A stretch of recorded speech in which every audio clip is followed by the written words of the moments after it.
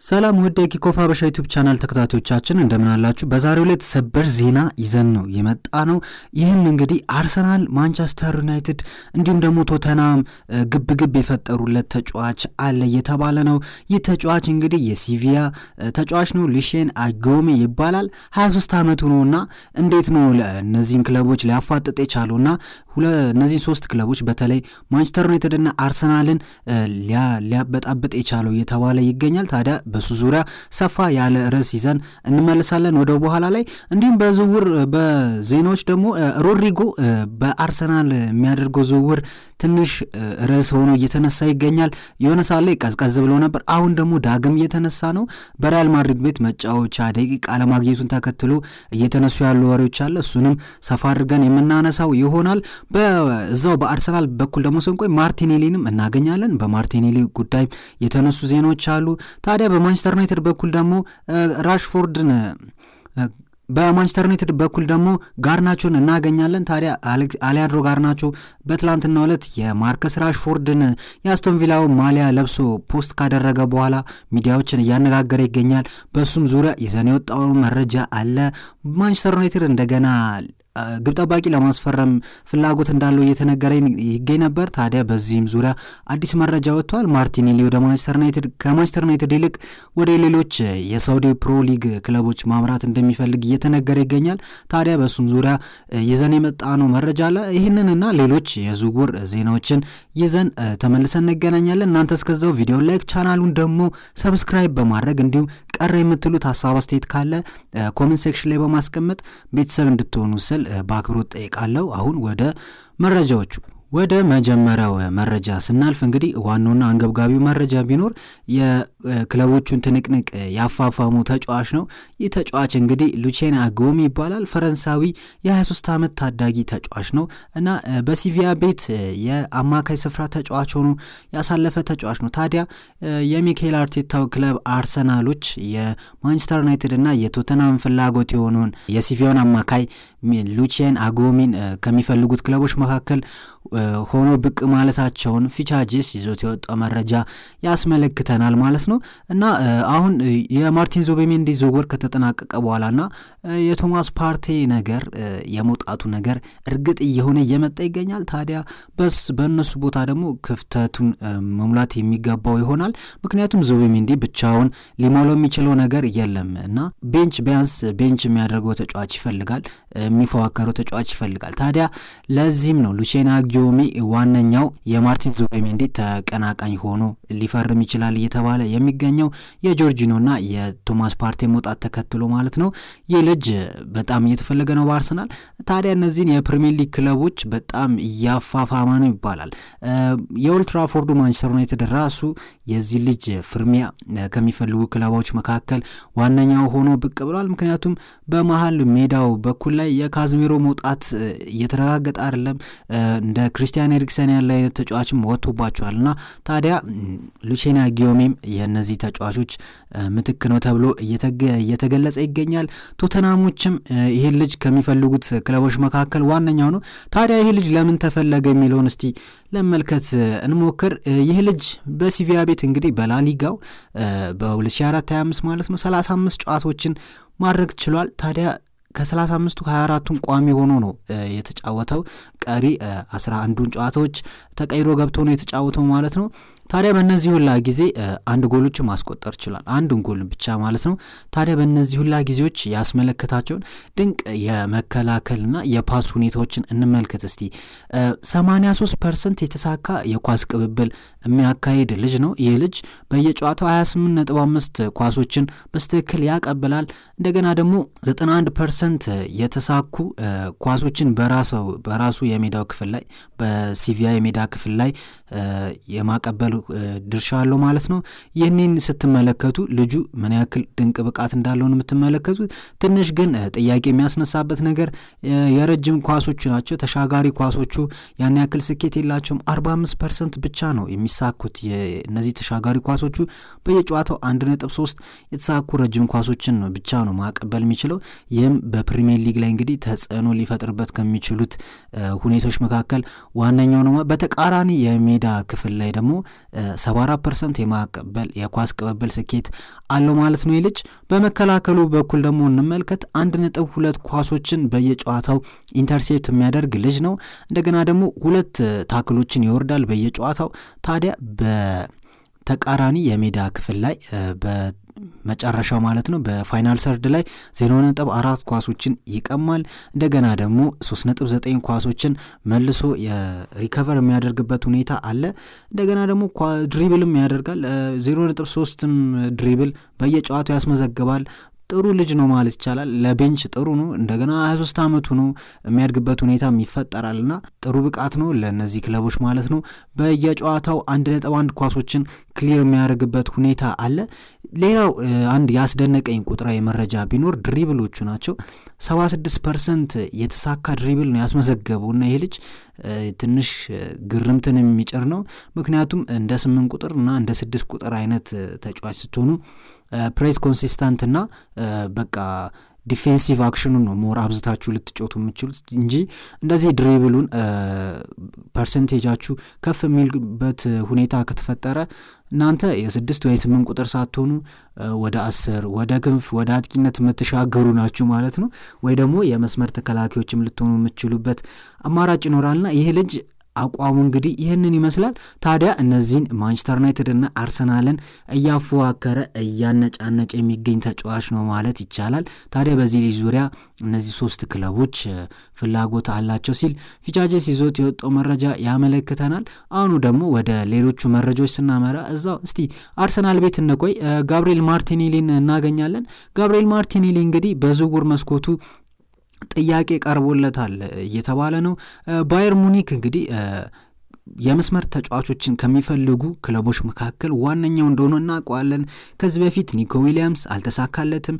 እንደገና ደግሞ ያሁን የቼልሲውን ፍላጎት ጄሚ ጊተንስን ለማስፈረምም ፍላጎት እንዳላቸው እየተነገረ ነው። እንደገና ደግሞ ጋብሪኤል ማርቲኔሊም ጥሩ አማራጭ ይሆናል ተብሎ ታስቧልና ባየር ሙኒክ ማስፈረም ከሚፈልጓቸው ተጫዋቾች መካከል አንደኛው ጋብሪኤል ማርቲኔሊ ነው እየተባለ ይገኛል። ቢልድ ይዞት እንደወጣው መረጃ ከሆነ ለቡንደስሊጋው ቡድን ጥሩ አማራጭ ነው እየተባለ ነው። ፍሎሪያን ዊርትዝን በሊቨርፑል ከተነጠቁ በኋላ ጋብሪኤል ማርቲኔሊ ጥሩ ነው ተብሎ እየታሰበ ይገኛል ለሙኒክ። ኒኮ ዊሊያምስ በባርሴሎና መነጠቃቸው እየታየ ነው። እንደገና ደግሞ ሉዊስ ዲያዝ ደግሞ አለመውጣቱ እርግጥ እየሆነ ነው ከሊቨርፑል። ምክንያቱም ሊቨርፑሎች እሱን መሸጥ የሚፈልጉበት ሁኔታ የለም። ታዲያ ባየር ሙኒኮች በባዶ ከምንቀር ብለው ማርቲኔሊን ለማስፈረም ጥረት እያደረጉ ነው። በእርግጥ ከአርሰናል ቤት ደግሞ ማርቲኔሊ የሚወጣበት ሁኔታ ከተፈጠረ ትንሽ ግርምትን የሚያጨር ነው። ትሮሳርድ እያለ እሱ የሚወጣ ከሆነ ጥያቄ ምልክቱ ሲያስገባል። በእርግጥ ያው ሰክሰስፉል ድሪብል የሚያደርጉበትና ሞር ፕሮግረስ የሚያደርጉበት ሁኔታ ይለያያል። ትሮሳርድ ትንሽ ጨዋታን የመቀየር ብቃት ያለው ተጫዋች እንደሆነ የምናውቀው ነገር ነው። ማርቲኔሊ ደግሞ ትንሽ ስግብግብነቱ አለ።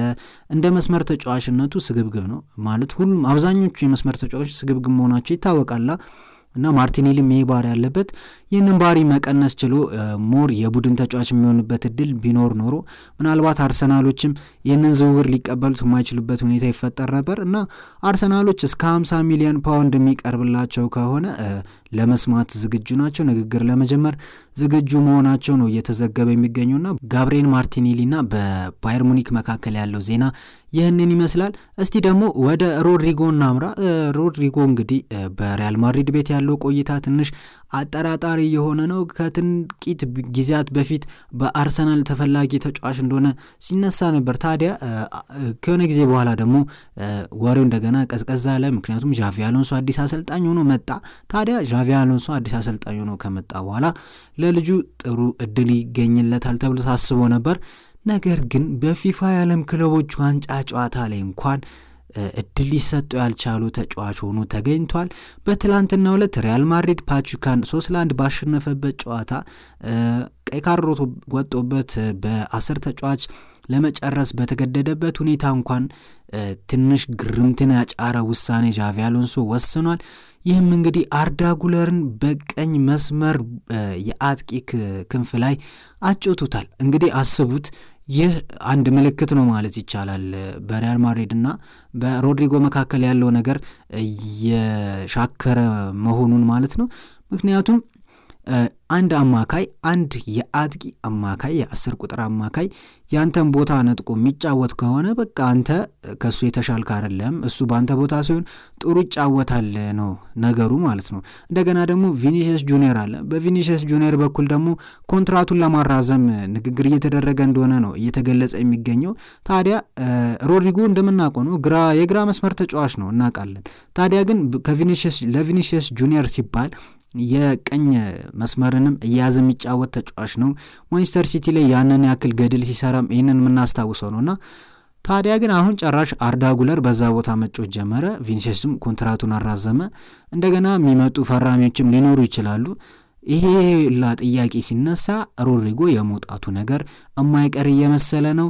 ታዲያ ይህንን ዜና አሰብስፎ ከሚጠብቁ ክለቦች መካከል አርሰናል ዋነኛውና ቀዳሚው ክለብ ነው። ምክንያቱም የኒኮ ዊሊያምስን ነገር አርሰናሎችም እንደ ሙኒክ ሁሉ ያጡት ይመስላል። ታዲያ ባርሴሎናዎች ይህንን ተጫዋች ለማስፈረም ይሁንታቸውን ከሰጡ በኋላ በግል ጥቅማ ጥቅም ከልጁ ጋር መስማማታቸው ከተገለጸ በኋላ አርሰናሎች ሙሉ ለሙሉ ወደ ሌላ ተጫዋች ትኩረታቸው ማዞራቸው ይታወሳል። ታዲያ ሮድሪጎም ዋነኛ ይሆናል እና ሮድሪጎ በሪያል ማድሪድ ቤት ያለው ቆይታ በሪያል ማድሪድ እና በሱ የሚወሰን ይሆናል። እንደ እኔ አተያይ ከሆነ ግን ሮድሪጎ የሚቆይ አይመስልም፣ የሚወጣ ይሆናል ማለት ነው እንደኔ ሀሳብ ከሆነ። ታዲያ ለአርሰናልም ጥሩ ፈራሚ ይሆናል ተብሎ ይታሰባል። በአርሰናል በኩል ዜናውን ይህንን ይመስላል። በዚህ ብንዘጋ ይሻላል። በማንቸስተር ዩናይትድ ቤት ስንመለስ አሊያንድሮ ጋርናቾ እናገኛለን። አሊያንድሮ ጋርናቾ እንግዲህ የራሽፎርድን ማሊያ የአስቶን ቪላውን የማርከስ ራሽፎርድን ማሊያ ለብሶ ኢንስታግራም ላይ ፖስት ያደርጋል። ታዲያ ይሄ ነገር ዓለምን ነው ያነጋገረው። ይህም እንግዲህ የሚወጣበትን ፍንጭ እየሰጠ ነው ሲል ነው ስካይ ስፖርት ይዞት የወጣው መረጃ የሚያመለክተው። የአርጀንቲናዊው የክንፍ መስመር ተጫዋች እንደ ፑሰቶ ፖስት ከሆነ ግን ራሽፎርድን ማሊያ ብቻን የለበሰው የቡድን አጋሩ ነበረ በሆነ ሰዓት። አሁን ደግሞ በውሰት ነው ያለው እዛ ክለብና እንደ ቡድን አጋር ለብሳችሁ ፎቶ ብፖስቱ ያን ያክል አይደለም። እርግጥ ነው በድሮ በማንቸስተር ዩናይትድ የክለቡ ታሪክ ላይ እንደነ ሮይኪን እንደነ ፖል ስኮልስ ባሉበት ሁኔታ እንደነ ቪዲች ባሉበት ሁኔታ የሌላን ክለብ ማሊያ ለብሰ ፎቶ የምትፖስትበት ሁኔታ ከተፈጠረ ትንሽ ግጭትም ሊፈጠርብ ይችላል ማለት ነው። ነገር ግን አሁን ያው ዘመኑም ትንሽ ተቀይሯል። የኳስ ዘመኑ መብቴ ነው የሚባል ነገር አለ። አብዛኛው የተጫዋቾች የሌላን ቡድን ማሊያ እየለበሱ ትሬን እያደረጉ ፖስት ያደርጋሉ። ሊያውም ያው ለምሳሌ ማንቸስተር ዩናይትድ ተጫዋቾች እንደዛ እያደረጉ ነው። ፓትሪስ ዶርጉን ተመልክተናል። የሌላን ክለብ ማሊያ እየለበሰ ትሬኒንግ ሲያደርግ እንደ አማድን ተመልክተናል።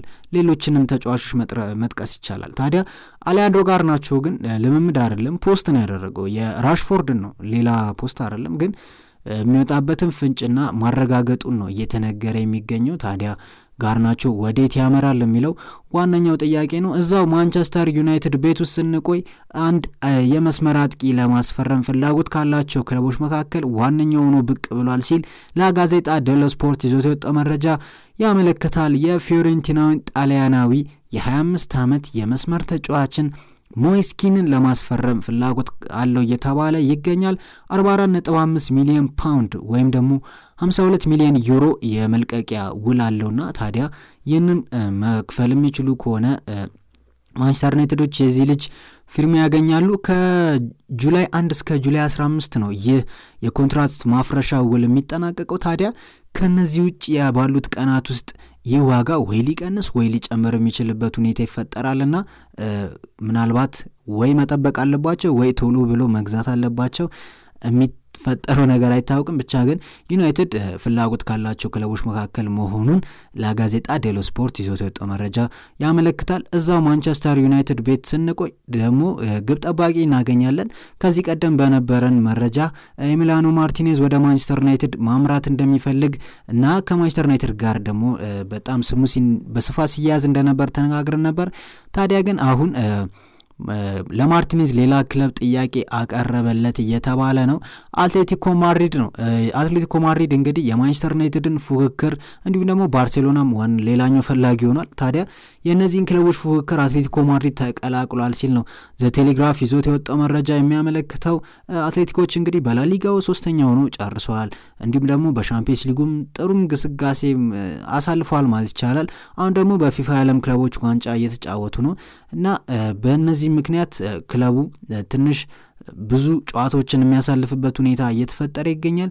ታዲያ አትሌቲኮ ማድሪዶች ደግሞ ዋነኛ ግብ ጠባቂያቸው ያን ኦብላክ ጥሩ ብቃተኛ ያስመለከተ ነው። ነገር ግን ለሱ ተፎካካሪ ሲባል ኤሚሊያኖ ማርቲኔዝ ተፈላጊ ሆኖ ብቅ ማለቱ እየተነሳ ነውና ዩናይትድ ምናልባት ሊያጣው የሚችልበት ሁኔታ እየተፈጠረ ነው። በሌሎች መረጃዎች ደግሞ ስንመለስ ቼልሲዎች እንግዲህ አጥቂ ለማስፈረም ፍላጎት አላቸውና ንግግር ጀምረዋል ነው እየተባለ የሚገኘው። ስካይ ስፖርት ይዞት እንደወጣው መረጃ ከሆነ ቼልሲዎች ለኮሎሙዋኒ ንግግር ጀምረዋል እየተባለ ነው። ለፓሪስ ሴን ጀርመኑ አጥቂ ማለት ነው። ከዚህ ቀደም የምታስታውሱት ከሆነ ፈረንሳይ ከአርጀንቲና በነበረው ጨዋታና ያቺን ኳስ ኤሚሊያኖ ማርቲኔዝ ያዳነበት እንዲሁም ደግሞ እሱም የሳተበት ሁኔታ የማይረሳ ቅጽበት ነበረ። አብዛኞቻችሁ ማትረሱትም መቼም እስቲ ኮሜንት ላይ ማስቀምጡልን ታዲያ የቼልሲ ደጋፊዎች ካላችሁ ማለት ነው። ታዲያ ይህ ልጅ ወደ ቼልሲም ዝውውር ለማድረግ ቼልሲዎች ንግግር ጀምረዋል። ልጁም ክፍት ነው እየተባለ ነው ለዚህ ዝውውር። በጁቬንቱስ ቆይታው ደግሞ ጥሩ ብቃትን ነው እያስመለከተ የሚገኘው። ከፒኤስጂ በውሰት ነው ወደ ጁቬንቱስ እያመራውና አሁን በጁቬንቱስ ቆይታው ዱሳን ቭላሆቪችን ራሱ ሳይቀር ቤንች እያደረገ ይገኛል ተጫዋች። ታዲያ አሁን ቼልሲዎችም እዚህ ልጅ ላይ አይናቸውን ጥለው ንግግር ጀምሯል እየተባለ ይገኛል። በባርሴሎና በኩል ደግሞ ስንመለከት ዴንማርካዊ ተከላካይ አንድሪ ክሪስቴንሰን በዚህ የክረምት የዝውውር መስኮት ሊለቅ የሚችልበት ሁኔታ አለ ሲል ፋብሪዚዮ ሮማኖ ይዞት የወጣው መረጃ ያመለክታል። የባርሴሎና ስፖርቲንግ ዳይሬክተር ዴኮ እንደተናገረው ከሆነ 5 ተጫዋቾች በዚህ ቦታ ላይ አሉና ይህም ቦታ እየተጣበበ ይገኛል። ታዲያ መልቀቅ ያለበት ተጫዋች ይኖራል ሲል ተናገረ። ታዲያ ፋብሪዚዮ ሮማኖ ደግሞ አንድሪ ክሪስቴንሰን ሊለቁ ከሚችሉ ተጫዋች መካከል ሊሆን ይችላል ሲል ነው የተናገረ የሚገኘው። ለዛሬ እንግዲህ በኪኮፍ ሀበሻ ዩቲዩብ ቻናል ስር ይዘንላቸው የቀረብነው የዝውውር መረጃዎች እነዚህን ይመስላሉ። አርሰናልና ዩናይትድ እየተፎካከሩ እንደሆነ ተነጋገርን። እንደገና በሮድሪጎና በአርሰናል በኩል እየተነሳ ያለው ነገር ተነጋገርን። በማንቸስተር ዩናይትድ በኩልም ብዙ መረጃዎችን አነሳን። ታዲያ አዳዲስ መረጃዎችን አገኘን የምትሉ ከሆነ ደግሞ ቪዲዮ ላይክ፣ ቻናሉን ደግሞ በፍቅር ሰብስክራይብ እያደረጋችሁ እንዲሁም ቀረ የምትሉት ሀሳብ አስተያየት ካለ ኮሜንት ሴክሽን ላይ በማስቀመጥ ቤተሰብ እንድትሆኑ ስንል በአክብሮት ጠይቃለሁ። በሌሎች የኪኮፍ ሀበሻ የዝውውር መረጃዎች እስክንገናኝ ድረስ ሰላም።